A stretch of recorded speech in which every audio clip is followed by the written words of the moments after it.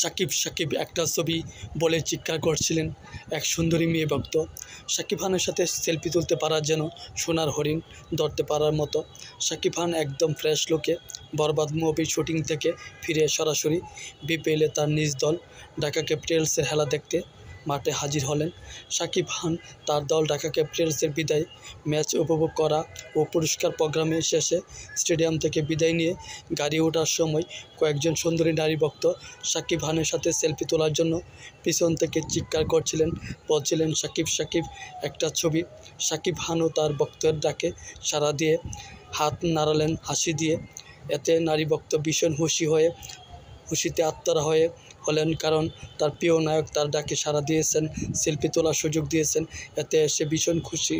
সাকিব খান বরাবরই বলেন থাকেন, আমি সাকিব খান আজকে এই জায়গায় আসতে পেরেছি ভক্তদের ভালোবাসার কারণে। আমি তাদের ভালোবাসার কাছে ঋণী। তাদের ভালোবাসাকে আমি সবসময় রেসপেক্ট করি।